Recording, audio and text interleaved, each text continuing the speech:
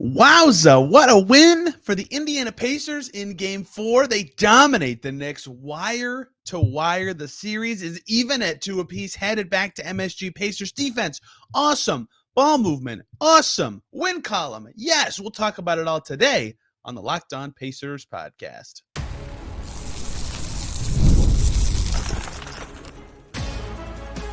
You are Locked On Pacers, your daily Indiana Pacers podcast. Part of the Locked On Podcast Network, your team every day. What up, y'all? Happy Monday. Hope you had a great weekend, and welcome into another edition of the Locked On Pacers podcast, where we, of course, talk about the Indiana Pacers. As always, my name's Tony East. I cover the team for Forbes and SI, and today I said I hope you had a great weekend. Well, if you're a Pacers fan, you did. They beat the Knicks twice, protecting home court again. If they win this coming Friday, they will have gone over 2 months without losing at home. What an impressive beatdown Sunday was for the Pacers. I had come to the conclusion that every Knicks game, because of the way the Knicks play, was just going to rubber band around something like a 5-point lead for both teams over and over. Nope, not this time. Game 4, Pacers dominate. Absolute butt-kicking, wire-to-wire dominance over the New York Knicks. 121-89. The Pacers lead climbed over 20 in the first quarter. Had the Knicks not taken the lead for about 2 seconds to start the game, it literally would have been Pacers wire to wire. They did everything well. They led by as much as 43 points in this game, despite not having a run longer than 12. They just consistently beat down the Knicks, and it starts with their defense, and it ends with everyone playing a good game for the Indiana Pacers. So, boy, do we have a lot to get to, including how they did this, what it means going forward. Can they do it again? Everybody's stepping up. The series is tied now. There's so much to get to. But the theme, the starting point, the place that everything builds from in this game is the defense, right? The thing that was standoutish early in this series is, for all the whining about the refs that happened amongst Pacers fans, which was deserved at times, the Knicks scored 121 in game 1 and 130 in game 2. The Pacers defense was not good enough.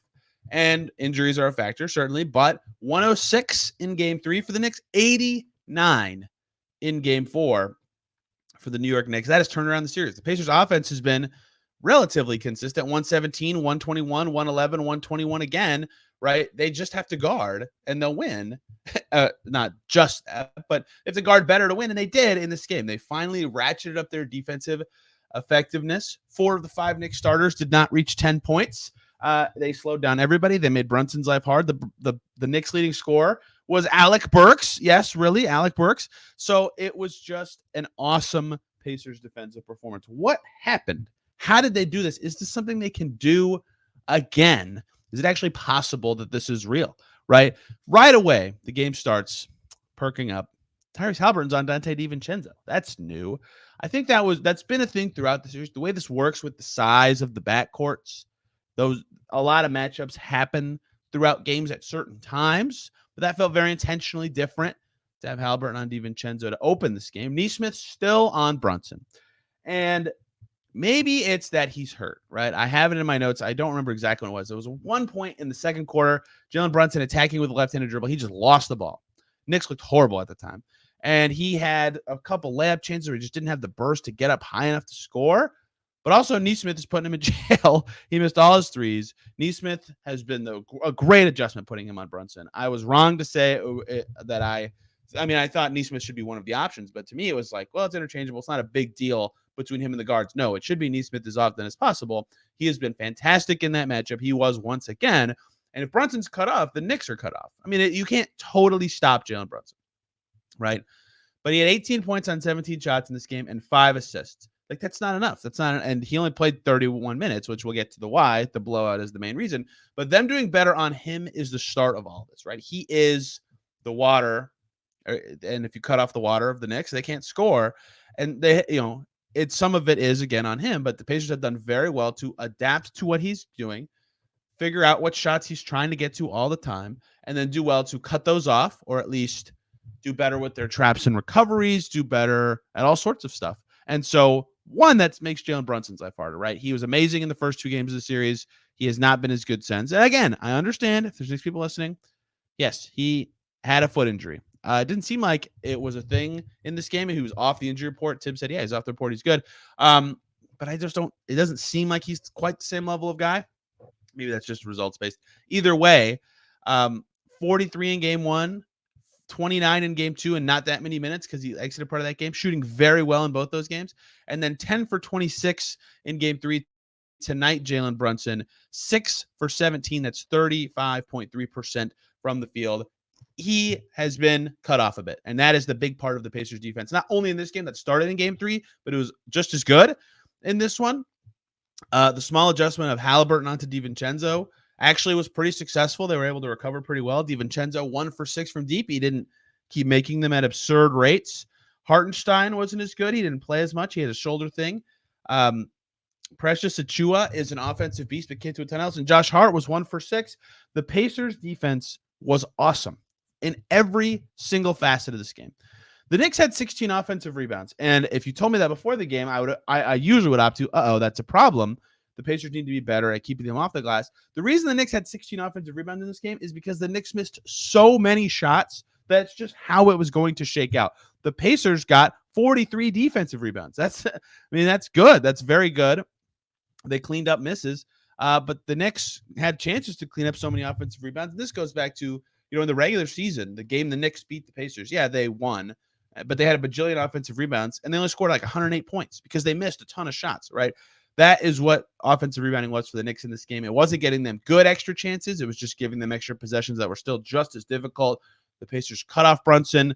They were rotating well. All of their matchups were locked in all night. The NBA does not have matchup data in yet, but when it does, I'd imagine you'll see good stuff from Andrew Nembhard on Josh Hart. I think you're going to see great stuff from Myles Turner, who was very good on defense in this game. He had 3 blocks and a steal. He was plus 24 in this game. TJ McConnell's pressure on Brunson, once again, very good. McConnell was excellent in this game again. Nembhard's defense was good again. This was just a team-level performance for the Pacers. 89 points allowed. Here's some stats for the Knicks.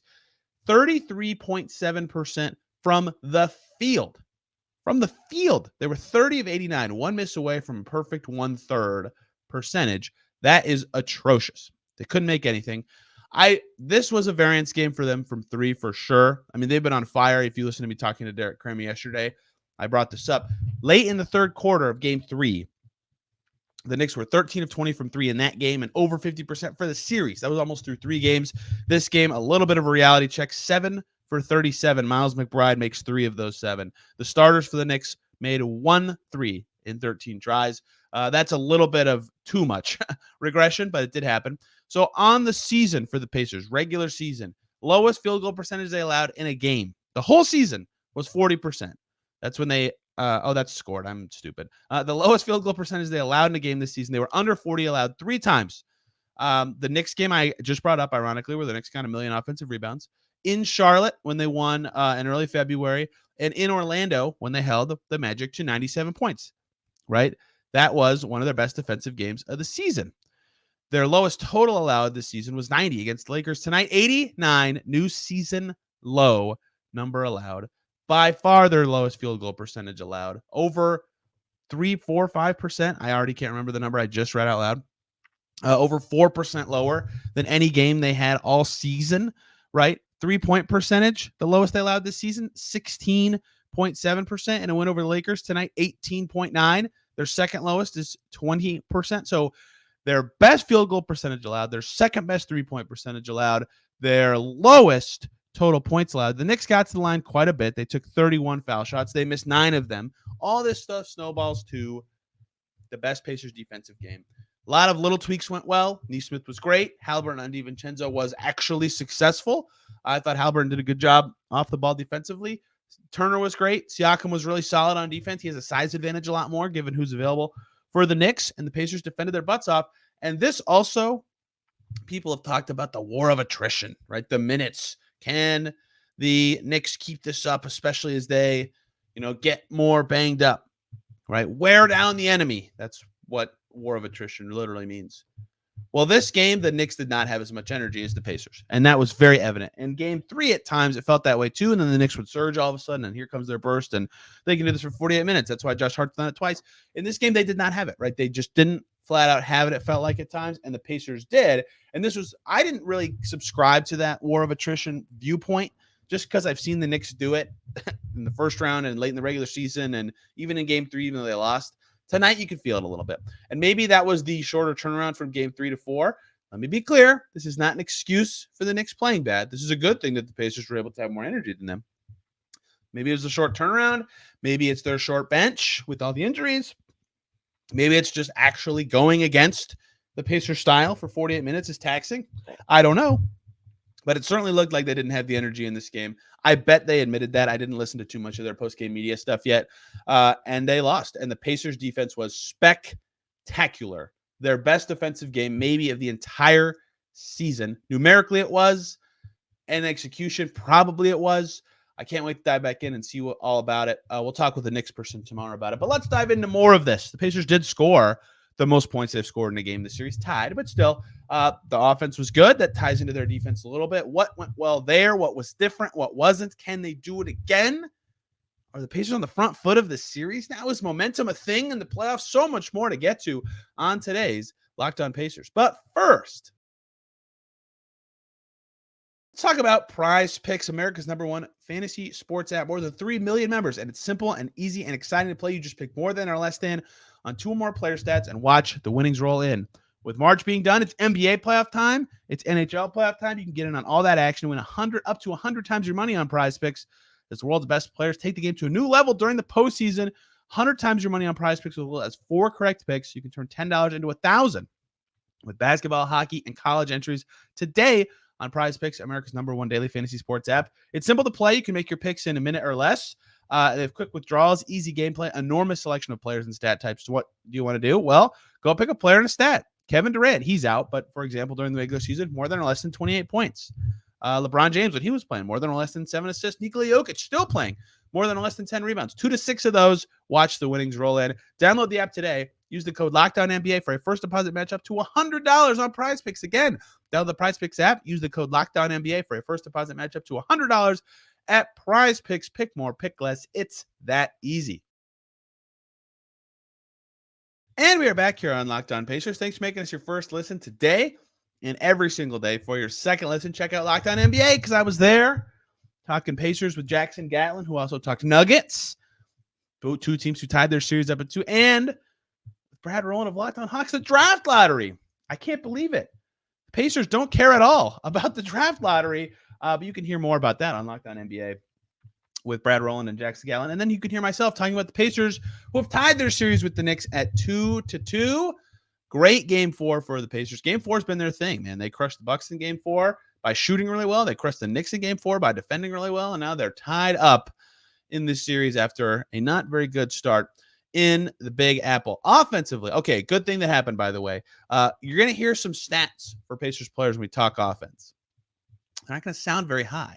That's because of 2 things. One, the Pacers' balance was key in this series, in this game, vital. So it doesn't matter who scored a lot. Rick Carlisle always talks about that. That was very true in this game. 2, no one played more than 27 minutes and 30 seconds. It was a blowout. They probably didn't even need to be in that much, but 2 Knicks starters played over 30 minutes. No Pacers player played more than 27 and a half, and we are here for the Pacers. So they crushed.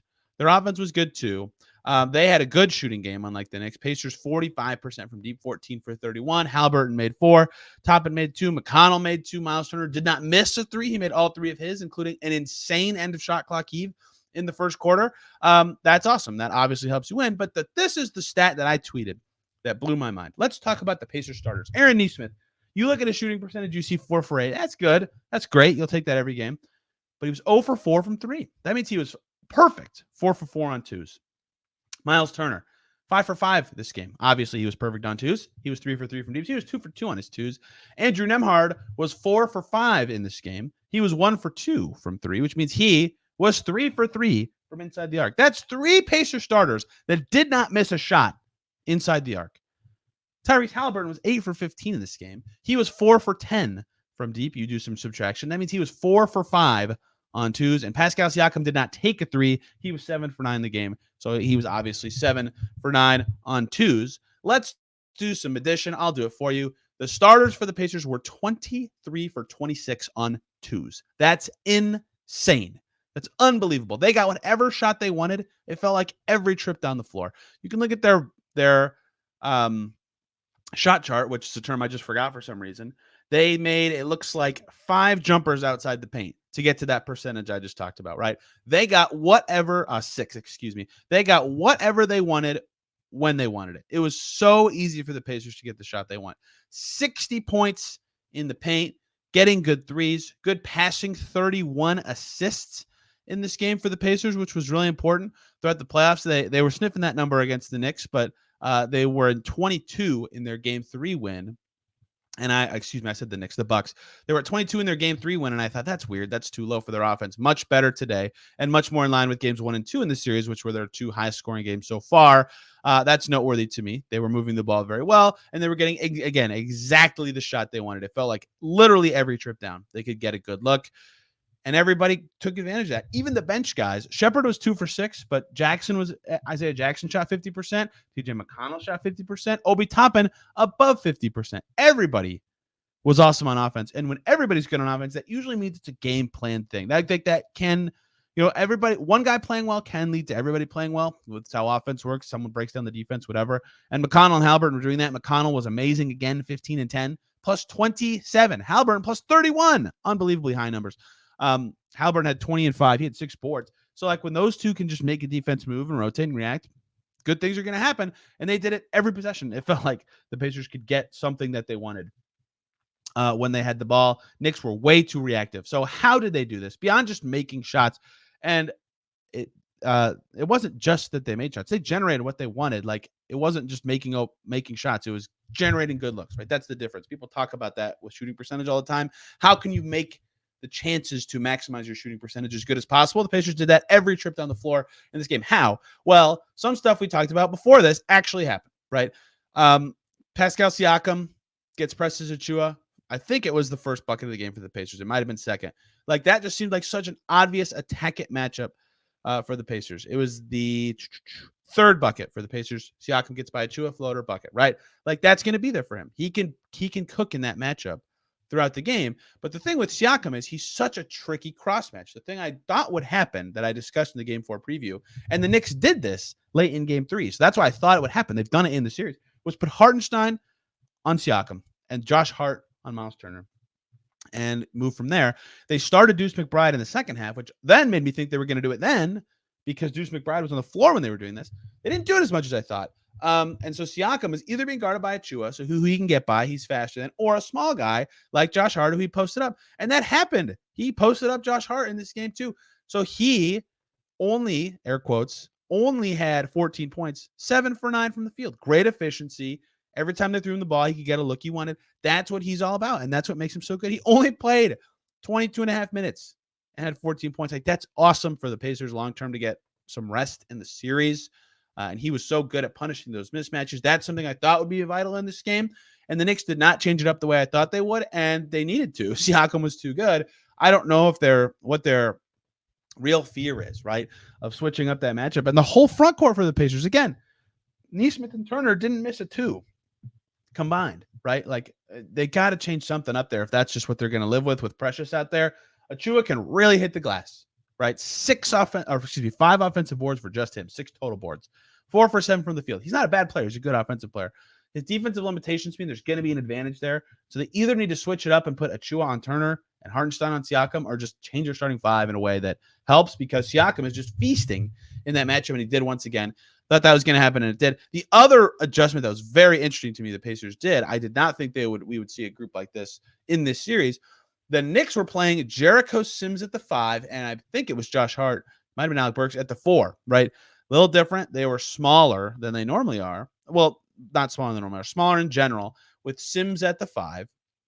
The Pacers went to a first series thing, a first series lineup. In comes the Siakam Toppin front court. We saw Siakam Toppin, Haliburton, Shepherd, McConnell for 1 minute and 52 seconds. Pacers win those minutes by 7. Dominant stretch. Going small has been good for this team because Siakam is so skilled. No one can guard him in that group. Toppin can space the floor. It was a fantastic group. I believe that was the only centerless group that either had Myles Turner, Isaiah Jackson, Jalen Smith, who played in the fourth quarter throughout the game. Yes, I have now checked. Every other lineup had a center except for that one, but dusting that off was a significant adjustment to me. I think if they continue to go Sims plus a 4, or Sims plus no big 4, which is basically only Achua, and that is such a hard offensive group to work with for New York. They have no shooting on the floor, so they can't do that. But they have to play Sims because they can't play Achua or Hartenstein for 40 minutes. And Hartenstein got a shoulder injury in the first half of this game. It's tough. Sims played 16 minutes, and it was actually okay. They broke even in Jericho Sims minutes. But that small group against that, I think you'll see that again. Pacers attacked Brunson a lot more. That was a no-brainer thing to do. Bring him into the action when they can. Just clinical stuff from this Pacers team. Their offense was humming. It matched their defensive level. One of their best offensive performances this series. They only took 8 free throws on their way to 121 points. That's how efficient they were on the offensive end. Even with 14 turnovers and losing the offensive rebounding game badly, they smoked the Knicks. It was a very impressive game from the Pacers on both ends of the floor. They get it done. They're ready for Game 5 in New York. What's coming next? It's a 2-2 series. It's headed to the Garden. Can the Pacers do this? What's important coming up? Other notes from this game. So much to get to close out today's Locked On Pacers. Before we talk about that, though, we're going to talk about FanDuel right now. It is winner take all time in the NBA and NHL. Both second-round series in the NBA, all of them, actually both in the East is what I was going to say, are amazing. And FanDuel is giving you a shot to bring home a win of your own right now. New customers on FanDuel get $150 in bonus bets with any winning $5 bet. How about that? That's $150 to bet on spreads or player props or money lines, whatever you're into on FanDuel. You can get those bonus bets with any winning $5 bet. So visit FanDuel.com/lockedon to claim that offer.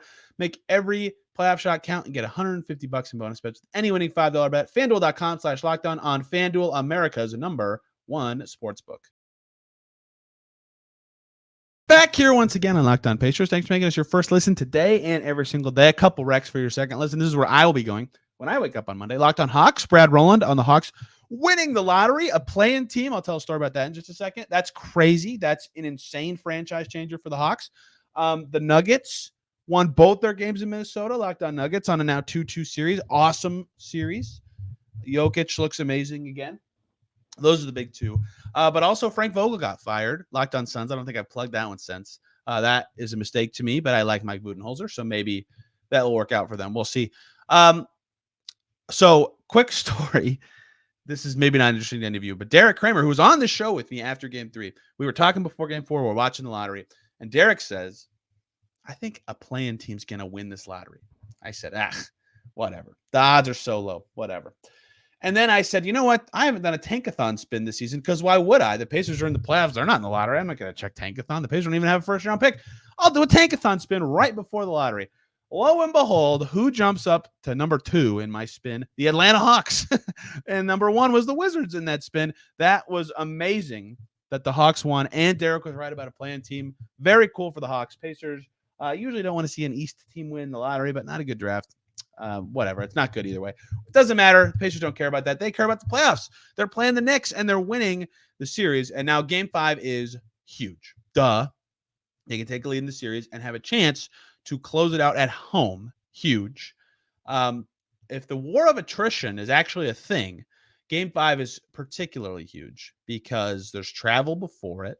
The Pacers clearly have an energy edge right now. They played less minutes in Game 4 than a lot of the Knicks. And let's talk about a big elephant in the room here. Games OG Anunoby plays, Knicks 2-0. Games OG Anunoby doesn't play, Pacers 2-0, right? He's huge. He's obviously massive in the series. Their on-off numbers with and without him all season have been insane, right? So the reason Game 5 is so crucial to me, Pacers get one more shot at home in this series, Game 6. They can have a chance to clinch it out. Even if OG plays, they have a better shot at home. And the reason I say even if OG plays is for the first time of the series, and I believe the only time, I'm not sure when Game 7 will be, but I believe it's the Sunday. For the only time of the series, Caitlin Clark plays Thursday in Cambridge. And that can't get moved. So the Pacers play Tuesday in MSG, and then for the first time in the series, 2 days off before Game 6. That's the first time all series. It's been every other day. And for a Knicks team that just, boom, beats their guys into the ground, and for good reason. They won 2 games doing that. They're in the second round. They won 50 games. I'm not here to tell them what they should and shouldn't do, although everybody will want to when their series is over. That's going to be massive. That extra rest day will be huge, especially if they're playing to close it out.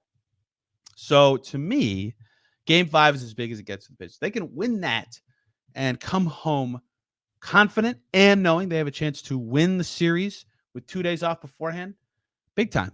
Even if OG plays, they'll have confidence. They haven't lost at home in 2 months at that point. If they lose, they're coming home with pressure to extend the series back to New York, and they'll be playing against a rested Knicks team, more rested than any time in the postseason, and OG could be back. That's a lot of conjecture. I don't know if OG is going to return. I have no idea if it's even possible he's back for Game 6. Didn't sound like he's doing a ton of running per Tom Thibodeau pregame. You can probably find that interview somewhere on the internet. But either way, talking a lot. Big game. Obviously, it's a best of 3 now. Every game is huge. That one feels particularly big to me. I'm sure there's some crazy stat like the winner of Game 5 in a 2-2 series is 80% likely to win the series, which makes sense to me just by math. It's going to be huge. Can the Pacers do it? Well, they did a lot of good stuff in this game. They actually think, yeah, maybe they can actually do it. First thing that I noticed, again, this happened last game, and I happened even more particularly this game. Ben Shepherd's sub keeps getting earlier. He was with Toppin and McConnell during Game 3. That it's Toppin and McConnell, the first sub at 6:30, and then those guys. In this game, Ben Shepherd came in at 7:30 alone. He was the first sub a minute early, and Nesmith was dealing with some nicks and bruises this game. But still, Shepherd came in early, and he's been playing very well for a rookie in this whole series. His energy, his defense. Shots haven't fallen at home, but still 7 boards plus 21. They'll take that every day. That was noteworthy. I think that has to do with Nesmith-Brunson alignment and energy. I don't remember when Brunson came out in the first quarter this time, but he had a shorter stint in Game 1. So I like that idea. I think that makes a lot of sense for the Pacers to try. That was during a timeout also by the Knicks. So we'll see what that ends up looking like. Brunson did play over 30 minutes in this game. That was noteworthy. That was new-ish. I think they're trying to make it so it's Nesmith, Siakam with bench guys, and then Shepherd with some more starters. The Knicks scored 4 points in the first 6.5 minutes. Like there were a lot of signs this game that it was going to be a blowout, and I just thought the inertia that we've seen in every game would bring it back, and it didn't happen. And that's a ton of credit to the Pacers because early, this game reminded me a lot of Game 3 of the first round series. Pacers were up 19 in the first quarter of that game, and then the Bucks slowly but surely came all the way back to tie it and sent it to overtime. And I thought, okay, I've seen the Pacers get up 20 in the first quarter. It did not help them very much against the Bucks. This time, foot on the gas, go, dominate for 48 minutes. Did not look back. Did not matter. That is maturity. That's good growth from a young team in the playoffs. It's such a little thing, but it matters a great deal that they didn't have to, one, go to overtime at all, but to not let your foot off the gas, to not let the Knicks back in, to keep pushing when you have a big start at home and the crowd behind you, like they did in Game 3 of the first round. That was impressive. To me, all my other notes, I think I've already said so. Turner's insane 3. Oh, yeah.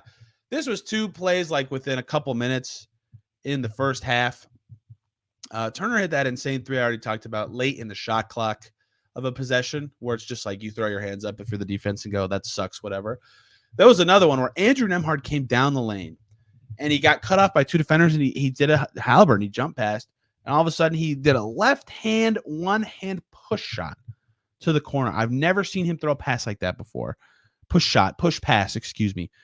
Kind of wristy. Boom. Right on the money. Obi Toppin drills a 3. If it's a half like that in the first half where Turner's hitting prayer clock 3s and Nembhard's throwing fancy lefty one-handed passes, it's that kind of half. You're going to win, right? And they did. That everything worked. Everything was special for the Pacers in this game offensively. Haliburton was great again. I mean, I know I ran through this already, but another 20-point game for him. He has responded in every way. It's 89 points in 3 games since Game 1, which is 1 point shy of 30 points per game since everyone, including me, asked what's going on. 6 points, 6 shots. That's not good enough. He's been unbelievably good since then. Siakam since Game 2, and everyone said, hey, what happened in the first round? Can he do that again? Is this guy really worth the max? That's a real question someone asked me on the radio. Has been unbelievable and very efficient. Myles Turner did not miss a shot after having the clutchest block of his career. Andrew Nembhard, after going 2 for 8, shot 80% from the field. Nesmith, I don't even have to tell you about his impact. He was hurt and banged up and defended Jalen Brunson and had 12 rebounds. Everybody was awesome. That's what it takes for the Pacers to win. Their bench stepped up after a bad game. Their starters were great once again. They got a full quarter of garbage time. McDermott played the whole fourth. Jalen Smith played over 10 minutes. Kendall Brown over 10 minutes. Jarris over 9 minutes. That's a butt kicking. That's what the Pacers needed. Here's the thing. I think there is some sort of momentum in a series, right? Teams can grow in confidence. It's very natural to adjust as the losing team. And so I think that does help in some cases, like the Pacers after game 5 of the first round. Momentum's a thing, but I think Rick Carlisle's right. He talked about this after this game. Yes, maybe series momentum can be a thing, but as we've seen from the Pacers in this playoffs, every game the Pacers play is wildly different. Sometimes they can really enforce our identity and they look awesome and they look unbeatable. Sometimes they kind of can, and then the game's tight until the end. And twice in the first round, not so much in this round, they can't at all, and they just get steamrolled. So on one hand, maybe they feel confident going into game 5. They just won 2 in a row. On the other hand, who knows? It's been all over the place. The Knicks, oh my God, are they tough? And I don't want to bet against the team in MSG. It's going to be a crazy game 5. I can't wait to see it. Pacers have a ton of momentum. They're playing very good. They have health on their side right now. They have energy on their side right now. If they can keep that stuff going on the road, right? They need a road win. They got one in the first round in game 2. Can they get a road win on Tuesday? Can't wait to see it. I'll be there again, bringing you stuff from MSG tomorrow. Speaking of stuff, finally, a Knicks person will be back. I feel bad that it's been all Pacers so far this series. Jonathan McCree from Knicks Film School, one of the best on the Knicks beat. He's fantastic. Will join us for about 30 minutes to talk the series so far, who's going to win, who's not, what's going to happen in these last 3 games, because I make only correct predictions and never incorrect. That's a joke. Can't wait. The series has been awesome. The playoffs have been awesome. Plenty more coverage to come tomorrow. Talking Knicks, of course, with someone who covers the Knicks. Can't wait. Till then, everybody have a wonderful day.